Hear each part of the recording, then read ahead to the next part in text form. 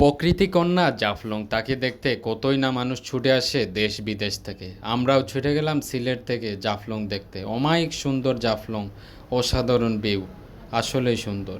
হ্যাঁ, চলে আসলাম সিলেট জাফলংয়ে। প্রচুর পাথর আর প্রচুর দর্শনার্থী।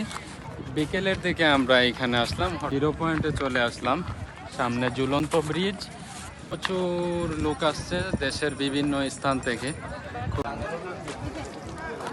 তো ঠিক জাফলং এর জিরো পয়েন্টে আছি, খুবই সুন্দর আর মনোমুগ্ধকর বাতাস।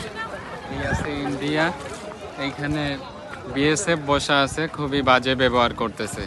গেছিলাম ওইদিকে, আসলে ইন্ডিয়ার মানুষের ব্যবহারটা খুবই বাজে। আপনারাও চলে আসবেন জাফলং। বরাবর্ষায় জাফলংয়ের যেই সৌন্দর্যটা ফুটে ওঠে, এখন কিন্তু সেই সৌন্দর্যটা নেই। খুবই পানি কম এবং পাথরগুলা বেশি আছে, তেমন একটা সুন্দর লাগে নাই। বাট প্রকৃতির কাছে যেতে ভালো লাগে, তার জন্য চলে গেলাম। কিন্তু এখন জাফলং থেকে বোলাগঞ্জটা খুবই বেটার অপশন ঘোরার জন্য।